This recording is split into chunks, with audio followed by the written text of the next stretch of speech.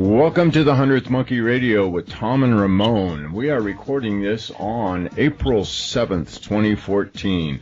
And Ramon, I'll tell you what, I had a fantastic day today. I got a bunch of question marks in my mind this afternoon, but this morning I got up and we had that, that normal morning fog thing going on here, and I could just tell by the flavor of it that it was going to be a beautiful day. So I've spent my day out in the yard, in the garden. I got it all tilled up and raked out and found some amazing crushed limestone that I added into the garden to help bring the acidity down and some good stuff. Anyways, I got my tomatoes and several types of lettuce in the ground and some spinach, and hopefully have the rest of it in by the end of the week. Good stuff. Nice. I am a little curious. I was looking out the window as we were getting ready for the show tonight here, and I could still see blue in the sky, but it was rapidly going away to this almost eerie-looking haze. That is just there's no distinct features within it except for it's just like a white haze. And I don't remember seeing this kind of skies when I was a kid. You know that? No. Yeah. Well, I got some interesting news things here that I found that was just absolutely amazing. And one of them was there's this air-powered car set for release in 2016 by a major auto manufacturer. Every day the world is hearing about various technologies that carry the potential to render fossil fuels obsolete. It's become extremely clear that we don't have to generate energy the way that we currently do. We have the technology to change ways we generate energy forever. One great example of this is free energy, and another one is air-powered cars. So, they have a video there that you can find on the news links, and it's just amazing because this air-powered car, the first time I heard about it was this guy in France, and that was back in the 90s, and it's just coming out, you know what I mean? Yeah, well, there was a lot of, I saw that years ago too myself, and they still had a lot of bugs to work out for something that was going to be able to be in production. The compressors to do that were probably the biggest hitch from what I was able to see.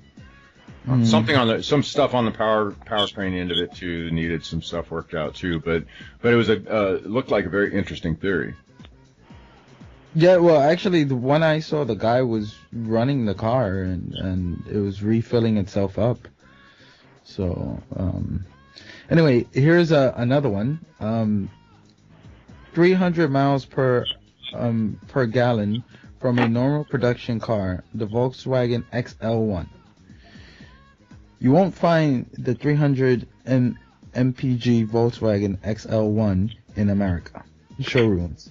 In fact, it is even being denied a tour of America because it's too efficient for the American public. So this is a car that Volkswagen is making that 300 miles per gallon, meaning you can go from New York to Albany and back and waste maybe about 3 gallons. You know how big the fuel tank on that thing is, Ramon? No, how big is it? I think it was 2.6 gallons is all the fuel tank is on that thing. Oh, so you don't want your fuel to go bad in the tank, right?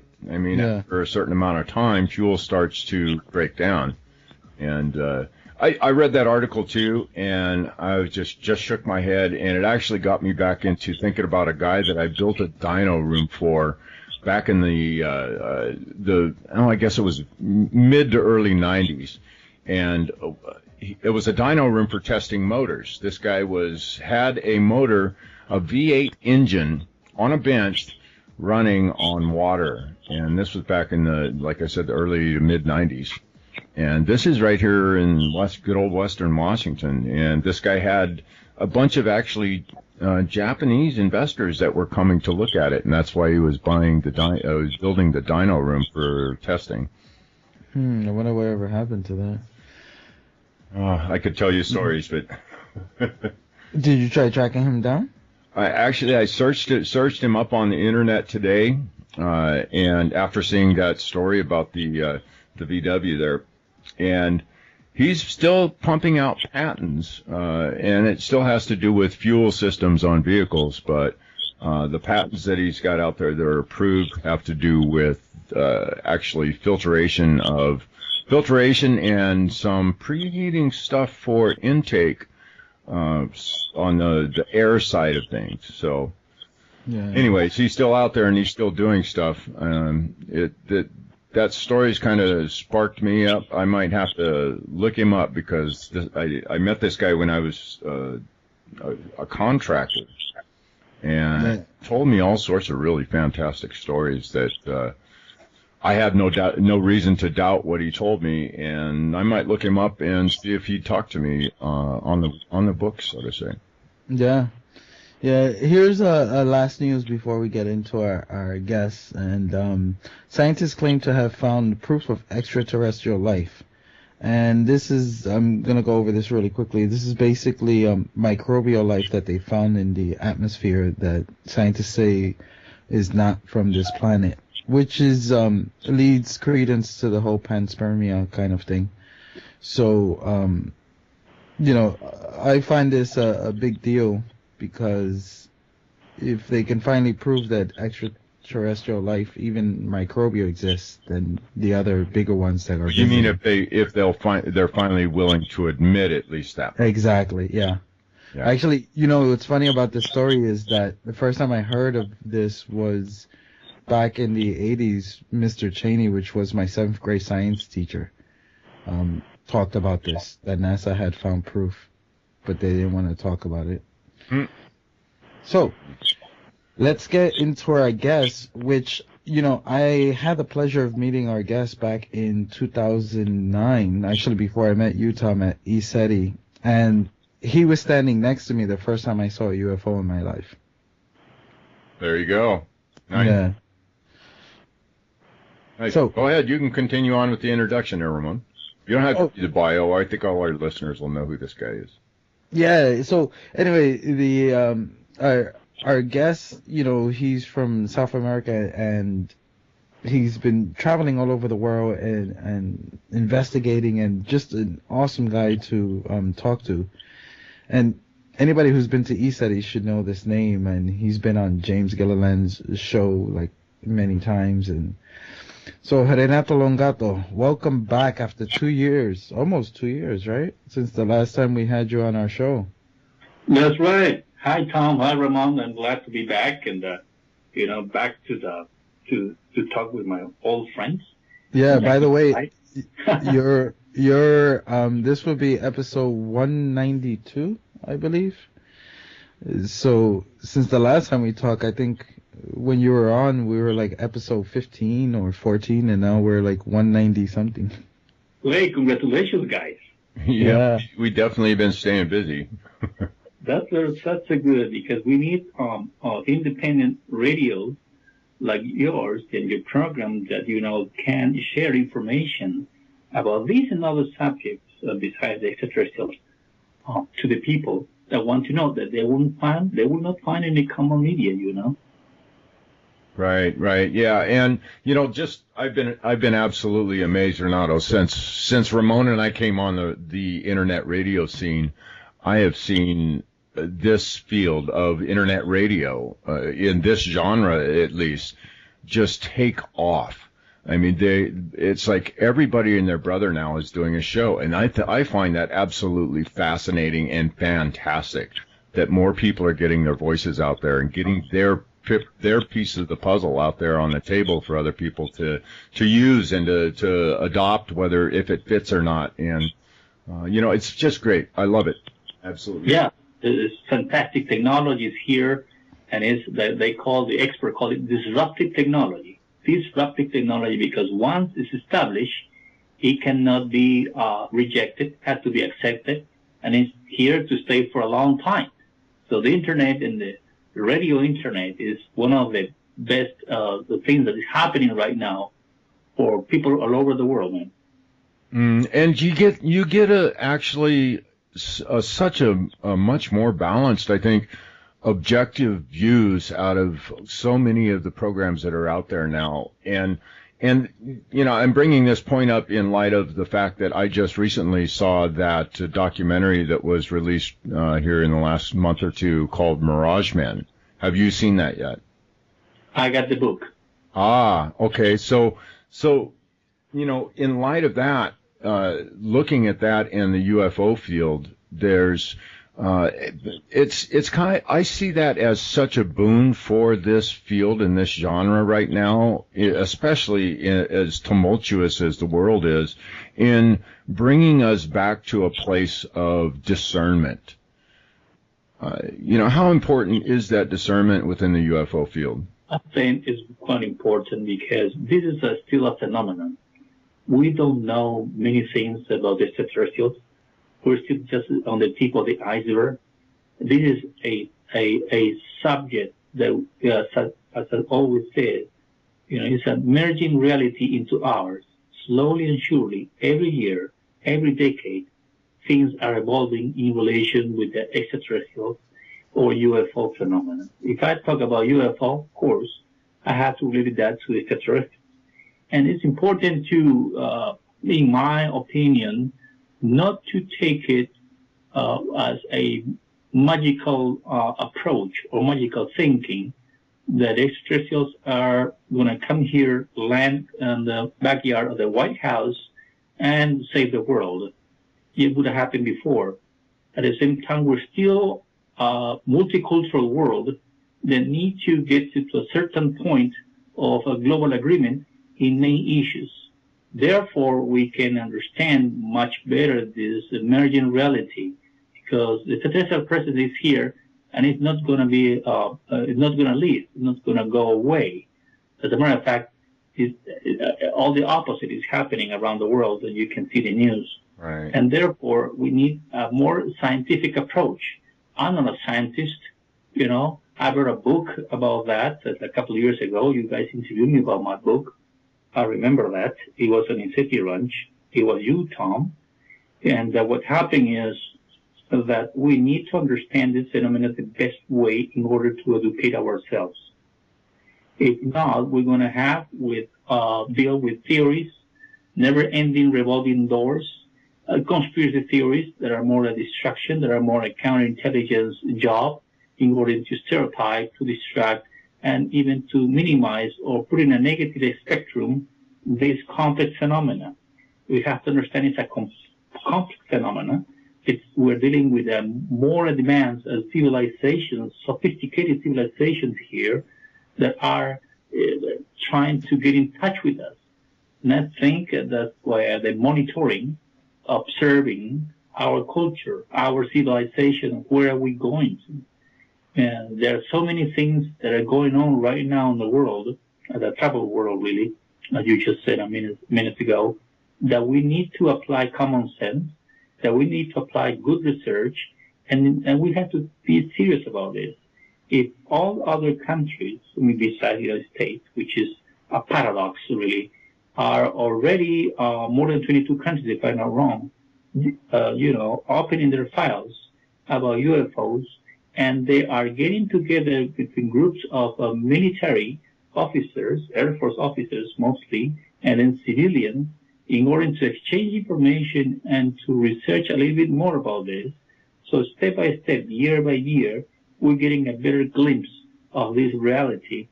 So in order to understand our position in the universe. And that's a big thing, Tom and Ramon, really. Well, absolutely, absolutely. I guess it all comes back to, all the conjecture and the theories and the conspiracy theories and stuff like that are out there. If they don't have much of evidence behind them enough to, at least give something that would, pass the sniff test, so to say, as far as a reasonable doubt. And have some sort of validating, source of some kind, we really have to take a real hard look at it, and because I see, I guess I'm trying to get to the seems like the system that was set up was set to kind of keep this group, these people, all these different factions away from each other, keep them from finding a common ground, so that they could get a consensus and actually really do something with all this information and these things that we do know. That's right. I think that they are good researchers, but they are getting tired of the UFO scenario, so that's why they become reclusive. One of them is Jack Valet. Sometimes he just published a book a couple of years ago related to extraterrestrial presence or UFO landings, and in history, since the Romans to the Greeks to the Egyptians and other major cultures, even in the 18 and 1900s, he have an amount of data, really, really hard data that make you look twice what many things happened. The apparitions of the Virgin in different parts of the world that have to do with, high strangeness.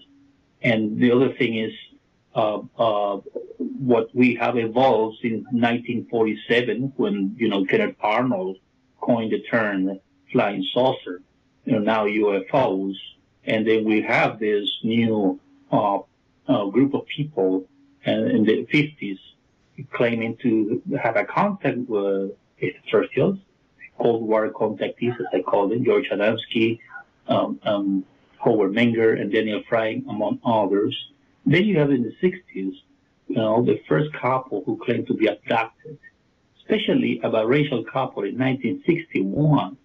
They've been chosen to be abducted by extraterrestrials and forcing other disciplines like psychology or psychiatry to examine and to research more into the psyche to find out if they're having a fantasy or they're delusional or they really were abducted. And that opened the Pandora box. So that happened just 50-some years ago, 52, 53 years ago only. And we still have a long way to go. So it's a paradox, as I said, that, the United States is the only country that don't want to go, beyond this point of secrecy. They want to keep it that way. The only way I can find an explanation about this is because the United States is a superpower. And the role of a superpower is to keep control, no matter what.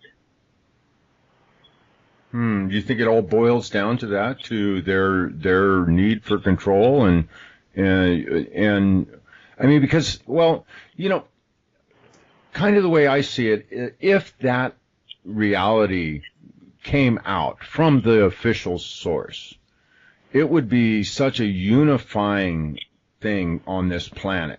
I think that it could unify this whole planet if we were to actually see this and it was adopted as a reality for all of us.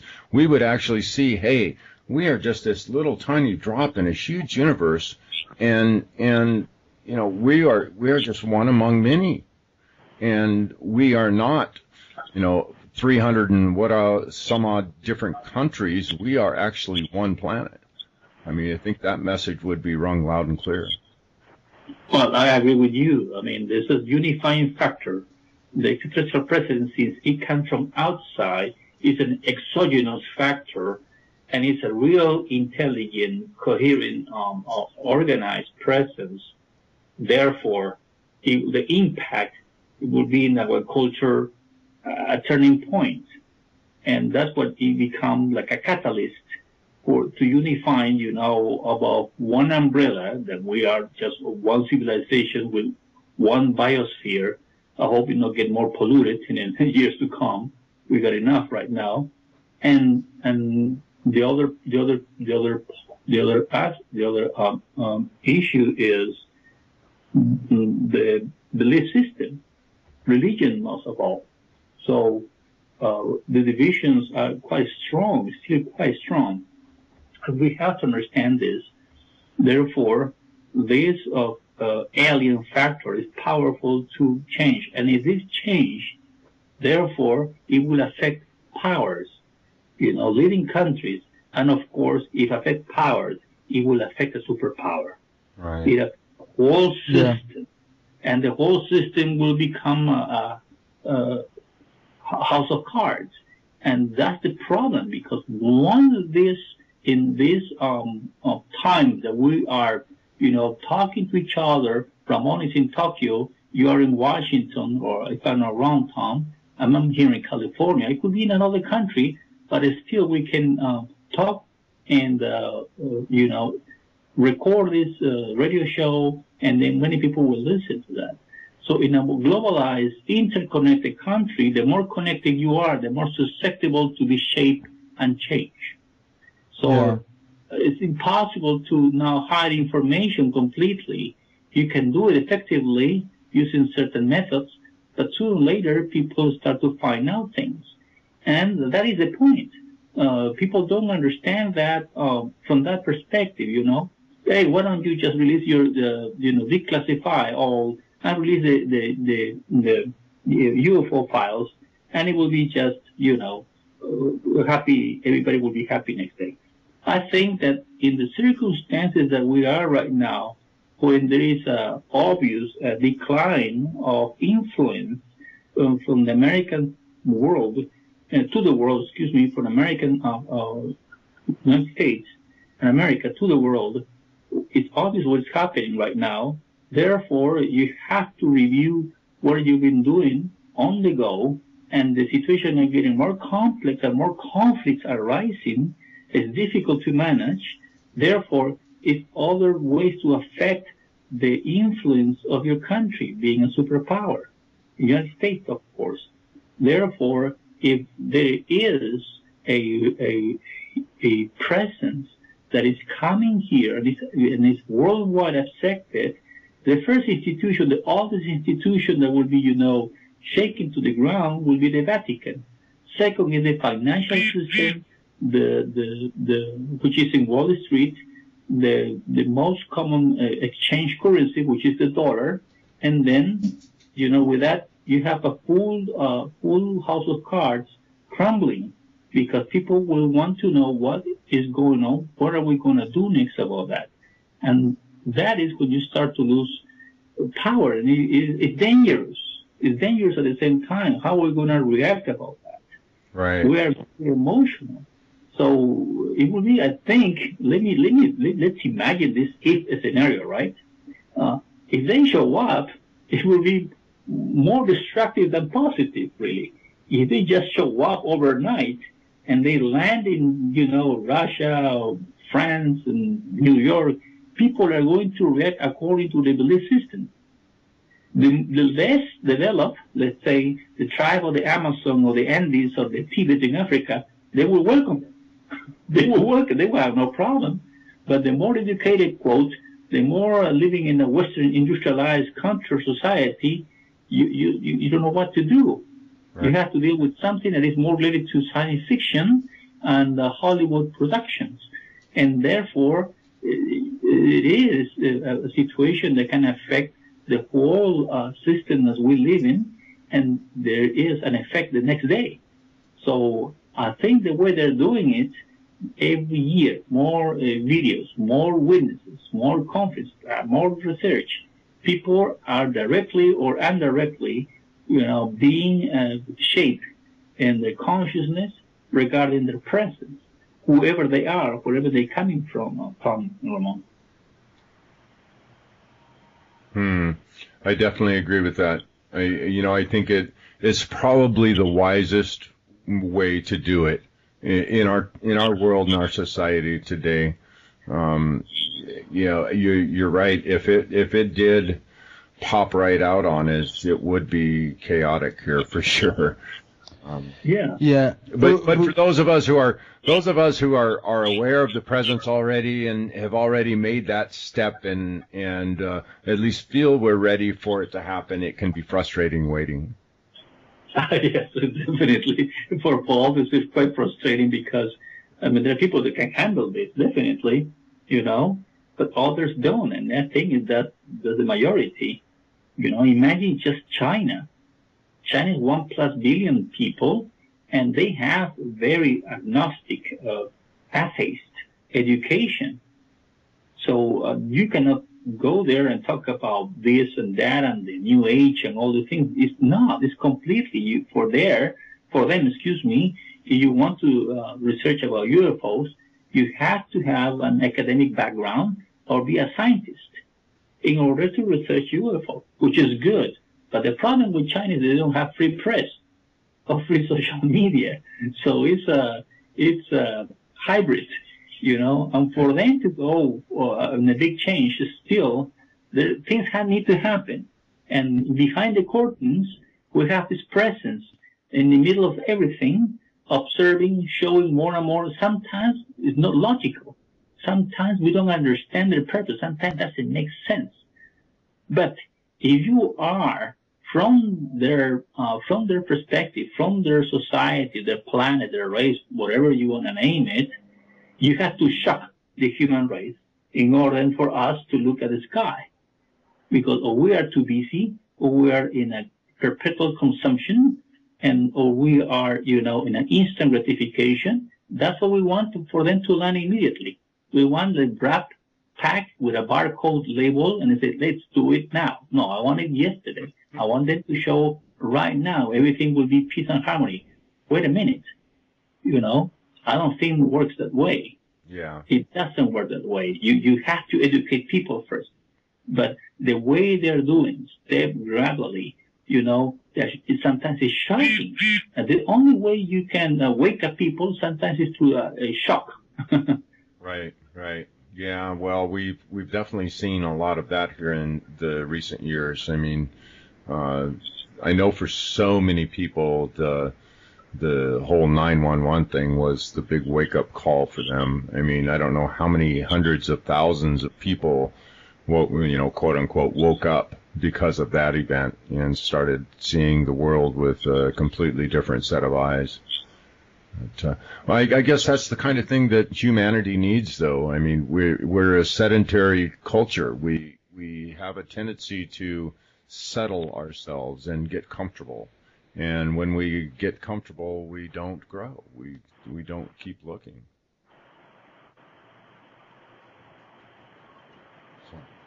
So Renato, yeah, what is it that we do know? I mean, what is it that we do know about the people who are visiting here? Well, let me tell you, I met a very important person in the UFO community, John Schellinger. And he was involved with NASA and then with Boeing. And right now he's one of the founding members of MUFON. And he's in charge of the international public relationships. I think what he told me that he had manuscripts of conversations of astronauts with the, main station here in Houston or in Florida, Cape Canaveral, that they know there is an ongoing observation, mutual ongoing observation of all our outer space activities. Therefore, they're curious what we're doing, how we're exploring the Earth, if the China go to Mars, or, the Moon, or United States and European Union trying to create this and that, and then have a new project, a new exploration of the space and outer space and research. I think there is a group of people, an elite group of people, that they have access through friendship, through networks, through other venues, of the latest information about UFOs and other cases that are not even published on the media. And they're keeping for themselves because the research they're doing is so academic, so sophisticated, that for the regular person it looks esoteric. It's really quite difficult. And we know that definitely Air Forces, different part of the world know that. But we know that also there is a treaty, let's say, of public or secret or under the table, that is, if French pilots has a UFO encounter and is reported to the Ministry of Defense or Air Force institution, they will send a copy to the American Embassy. So there are, if NASA said that, for example, NASA said that, there is no evidence of extraterrestrial life, intelligent extraterrestrial life, this and that.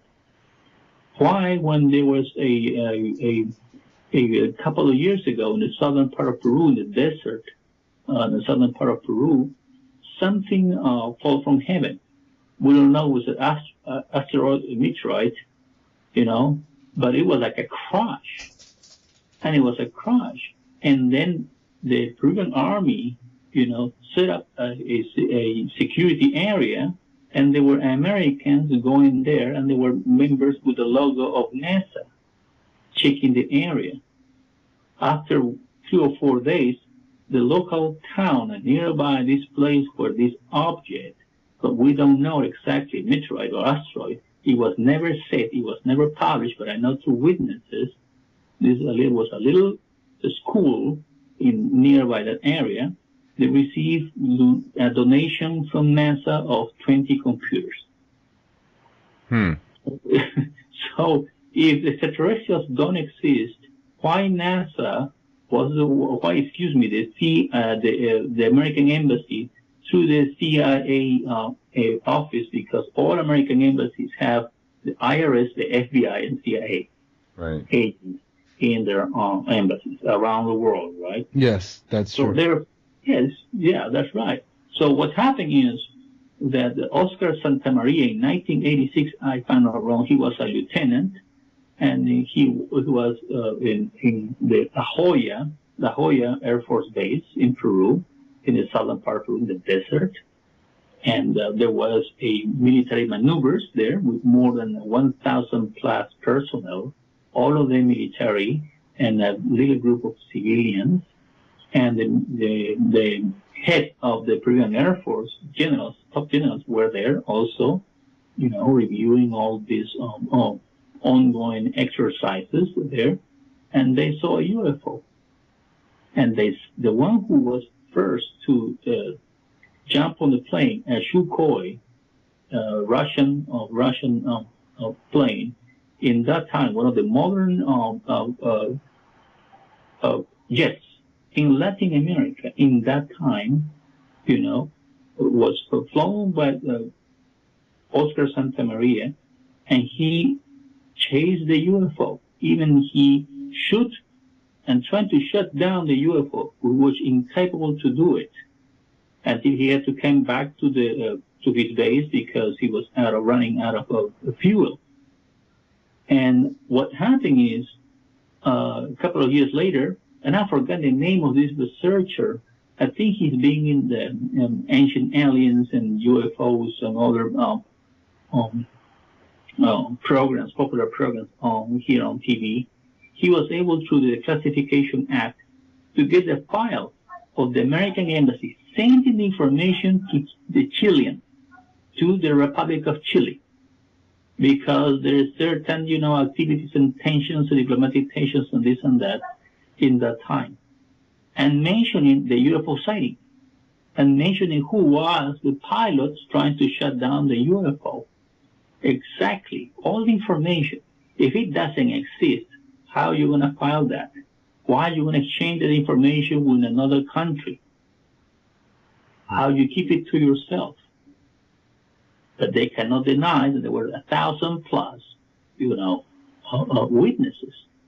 And I have met in person Oscar Santamaria. He's being invited here to the United States to be interviewed. He has doing several lectures. He have a high caliber witness. And we know that there is a group of people that they know exactly what's going on. But for that, you need, Tom and Ramon, a good budget. You need to have a good network. You need to travel. You need equipment, you need something. You need logistics. Right. Therefore, this is the funny thing, Tom and Ramon.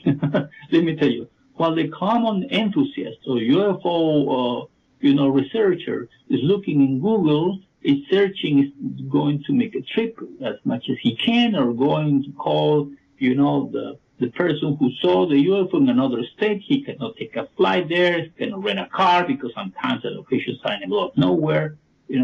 These people can go anytime, anywhere, because they have the budget or they have the contact, and they can get first-hand information before anybody else. Do they work for the government? I don't think so. There's a group of people who wants to be informed what is going on. While you see on the internet the chupacabras, the greys, the reptilians, and this and that, or we got distracted by the flight 370 was taken by extraterrestrials, and all these passengers are safe in the hollow earth. Come on, let's get real. Right. Let's get real, Let's get real for a moment. So that this is going on. So in other words, there are people who know they're working there. He says you have the information and all the official channels that can have access to this sources of information from different parts of the world, because they have treaties, they have, a deal with another air force in different areas of the world that they can exchange information. I doubt if the Americans can exchange information with Chinese military officials. I doubt about that. And other countries as well. We don't know about that, But when there is a strong American influence in certain countries, therefore you will find this possibility open. Right. So while the people is having this, sure, they can find out perhaps 2-3 months later, or they will never find out, or you will see the most popular cases on the internet, and they will replace the next month with another popular UFO on YouTube that has been recorded in New York or in Miami or whatever, and it will be, 2,000, 20,000 hits and visitations. All right, it make a purpose. The purpose is, oh my God, is this real? And then we think, and I understand that there is something else. I don't know what it is, but it's something else. So let's see what happens. While others can have access to this kind of material and keep it to themselves because they think, why we're going to give this to the people that they don't understand how to deal with this? So it's a complex situation. It's really a complex scenario, my dear friends. Sorry about that, my chihuahuas. Yeah, so recently we had Bill Clinton talk about it. I mean, he didn't give a smoking gun or anything, but what do you think about that? You think that was a purpose to drop a little something, or just... Well, that's very interesting. That's very interesting. He was in this TV show, right? At night. I forget the name of the TV show. O'Connor, is it? Was it? Jim Kimball? I can't remember. Conan? It was either Conan or Jim Kimball. I can't remember which one. Exactly. Kimmel? Jimmy Kimmel? Jimmy Kimmel. The thing is that he said the same thing that Tom said a moment ago, that there could be a unifying factor if they show up because we have so many differences. He repeated the same words as Ronald Reagan did in the United Nations message in the mid-'80s. What if we are attacked or by extraterrestrials? We will forget all our differences so we can work together. That's what he said. Exactly, Bill Clinton said the same thing.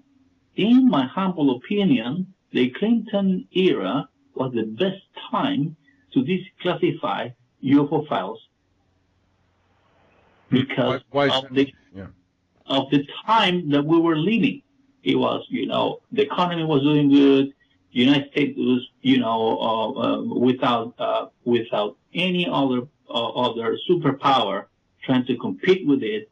And Hillary was invited to one of the Rockefellers, in their own ranch to be about all this information. I think it's Lawrence Rockefeller who briefed her about the importance of the extraterrestrial president because he was a big donor for the Democratic Party. He put his money and he put his research also, you know. So therefore, that was the best time for the UFO declassification, the UFO disclosure.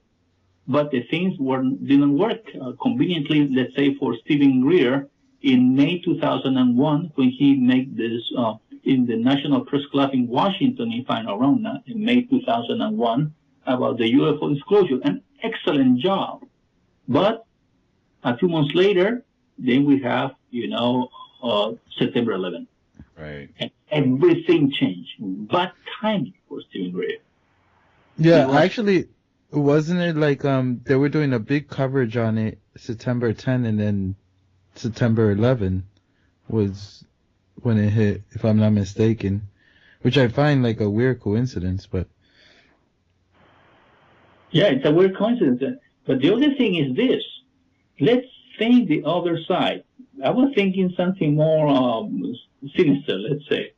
Let's say that since we know the leaders of the world, or the group of leaders, know that we're going into the wrong direction, that we're going to face more war for resources, oil, water, or who knows what else, that is increasing the viruses in Africa, Ebola, yellow fever, you want to name it, meningitis in other countries, even here in America, this and that. And there are, you know, certain research and statistics saying that in the next 5 or 10 years, if we continue this way, we will suffer a severe collapse. So that is something that those group of those leaders can use the idea to create a fake invasion in order to unify the planet. Let's say they have this positive, hopeful idea. But at the same time, if it goes wrong, it can create a very tyrannic and some sort of dictatorship, you know, established based on fear from heaven. So this issue is quite interesting. I mean, what I mean is the extraterrestrial presence, because it can be used for good or for bad. There's nothing in between, or hot or cold, no warm. It can be used for political purposes. It can be used also to create a progress and evolution in our culture, and to expand our consciousness to infinite possibilities, and to understand, just to understand that we are part of a big, big, big reality, bigger than we can imagine. And the next step, it will be a different myth. It will be something more cosmic instead of a more earthly genesis. It will be something more more heavenly and cosmic into our reality. Therefore, religion, therefore certain philosophies will be left behind. And that's very important in order to grow, you know, consciousness mostly, of course. So the comments of Bill Clinton is very interesting, because he practically repeated what Ronald Reagan said more than 20-some years ago, my friends.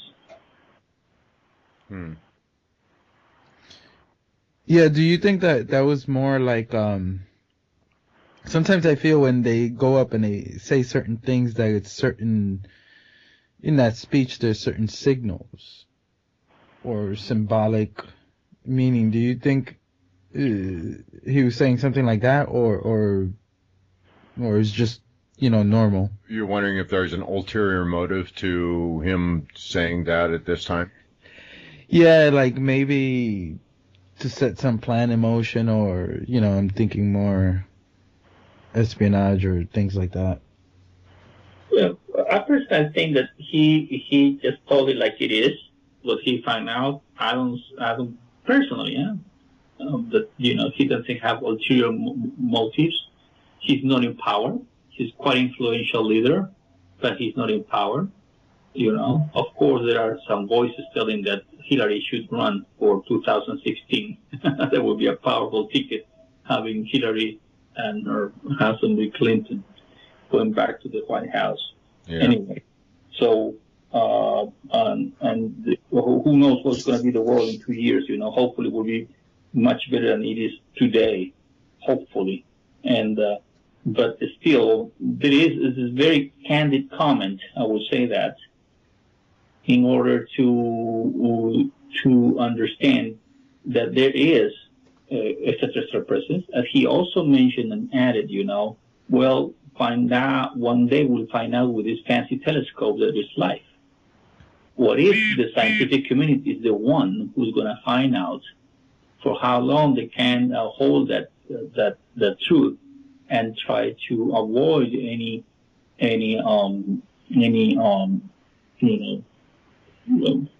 secrecy for how long? Because sooner or later, those scientists will find out too, and that is the other way it could go. It could go in many different ways right now. Right. It could go in many different ways. We're still theorizing that it could go this way. Perhaps it's the way we want, and that's normal. But if not, it can go in a completely different way. A group of scientists saying we have been reviewing this photograph, this data from these more sophisticated telescopes, and it shows that in that planet, the light we're seeing on that planet is not natural, it's artificial.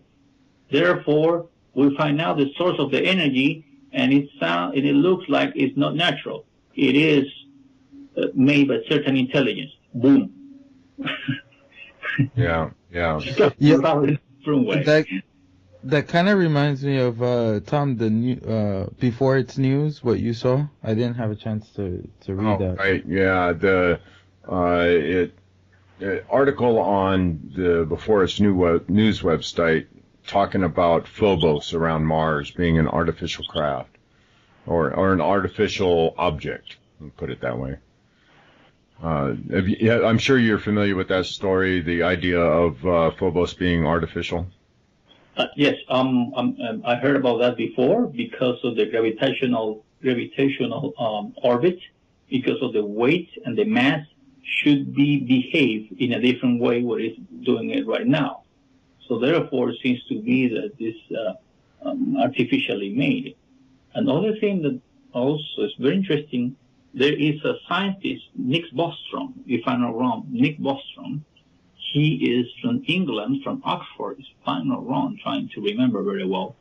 He said in one of his research and documents that he will be really concerned if we found something in the future, we found something in Mars, something, an artifact, some device, or some remain of a construction, or something else that show us that, without any doubt, there was a civilization before.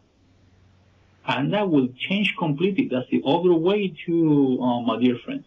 That will change completely many things, because what we're looking at Mars, the red planet, we're looking, perhaps, you will see from the perspective of these scientists, we're looking at a cemetery. Something bad happened. Something went really wrong, and it went wiped out.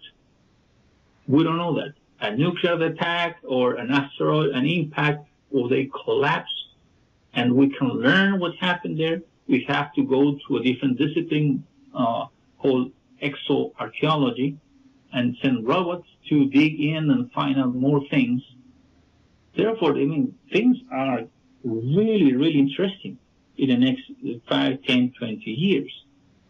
If that is the case, that he suspects, and he will be afraid if we found something in Mars, therefore, all NASA and the scientists and other international organizations dedicated to exploration of outer space will have the final word.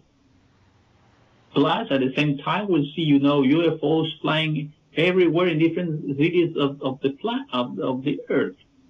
Well, while in this hypothetical scenario, NASA will send a rocket with a robot to dig in and find more devices and some more archaeological remains. That will change completely history in a different way. It's fascinating. The story is really fascinating, let me tell you. And we have more chances to be affected by the changes in the weather than to be hit by the asteroid or meteorite and affect, normal life, the human life. Now we're more affected of a human effect that will trigger perhaps a nuclear terrorist or who knows what the viruses that can affect our civilization.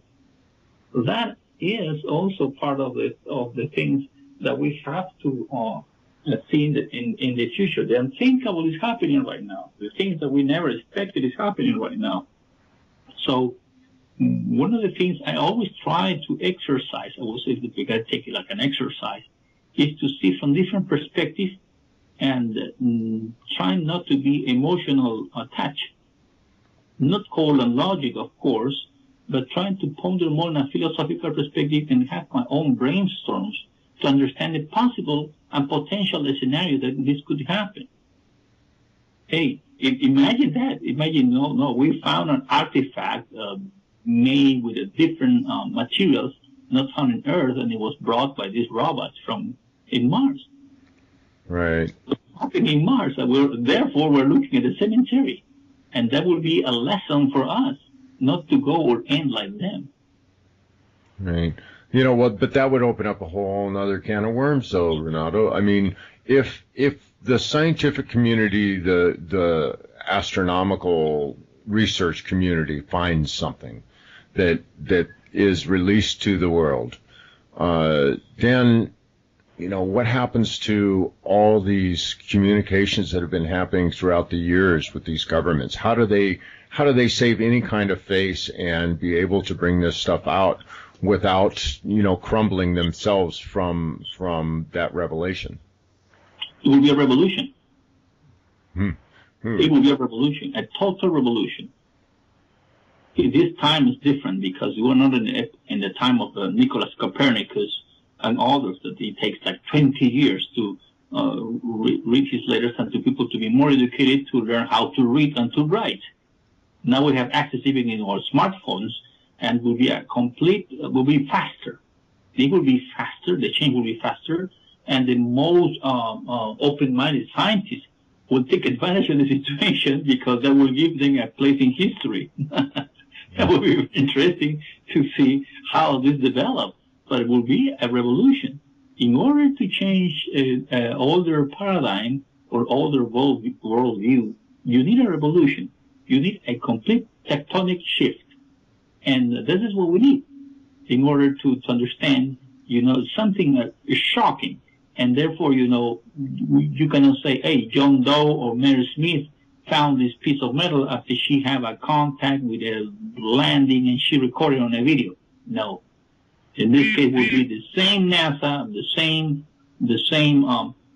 formal institution that has been considered denying, this situation as a hot potato, and finally they have found something that they cannot really deny, they cannot conceal or put on the table, and therefore, step by step, gradually, we will witness something completely different, a different scenario, a new opportunity to understand our world, our planet, and the solar system, and other planets that were inhabitated before, and for some reason it just disappeared and vanished.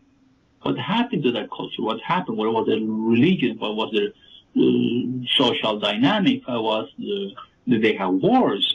There was what happened to the to the sources of energy. We don't know. We don't know. We don't know many things. We don't know many things. So we have, let's say, we establish a communication with an extraterrestrial civilization. We have to be very careful also. Stephen Hawking is right. Hey, it could be dangerous that the conquistadors when they arrived to the Americas, right? They wipe out entire civilizations, right? But of course, what he's saying is, and Stephen Hawking believes in God and he believes in the creation in the universe from a different perspective, of course. But how we can be educated, how we can send people who have the personality, the psychological balance to go and have an diplomatic exchange with extraterrestrials. That requires a group of people that can emotionally control themselves and coming back with those news of what happened, with proofs, with maybe an extraterrestrial visiting here in exchange for a specific period of time to see this is for real. It's not like happily you can go inside a UFO and then the UFO will take off and send it to take it to the planet. It requires a human being with certain qualities in order to withstand that kind of emotional experience. Huge paradigm change. Yes, exactly. Absolutely, it would definitely take a special kind of person to be able to do that in a very objective manner, to be able to bring it back and at least share it without that. Oh geez, my mind's just rolling right now with how I would react. Oh my God, there's a lot of emotions that would get involved initially, I'm sure. Of course, yeah. It would be quite an amazing experience. So we've actually burned up this first hour. I just love talking to you, Renato. You're just such a fountain of information. So much great information stuff. So we're gonna take a short break here, Renato, and we'll come back in the next segment and keep digging into this. This is some good stuff. I kind of curious about some more of your views on what we've got coming for us, and I'd also like to talk about the increase in sightings and activity that's been out here recently. So anyways, I want to thank everybody for joining us for this first hour, and if you're not a member yet and you're listening on one of those other media outlets out there, and by the way, I have no idea where that weird noise is coming from, Ramon. Do you hear it too? No, it's mine. It's my tablet. Excuse me, guys, because I get every once in a while I hear this beep beep. Like, oh, geez, what? Are those guys listening into our show? It's not the aliens. So if you're listening to this on one of those other outlets out there, the iTunes or the YouTubes or the Vimos or wherever else it might end up, I would urge you guys to pop on over to the100thmonkeyradio.com and consider becoming a member and helping to support Ramon and I and all that we're doing with the show. This is episode 192 on the website, and that's and still counting. And we have a chunk of that, more shows over there at the Truth Frequency now. We've been there. Yeah. How long have we been over there now, Ramon? Close to a year, but I don't think a year yet. You don't think a year yet? Yeah. Boy, I have to double check. We have the first show there. We're doing a lot of shows. Anyways, love you guys, and we'll see you in the next hour. Condemnation without investigation is the height of ignorance. The love you deny is the pain you carry. Namaste.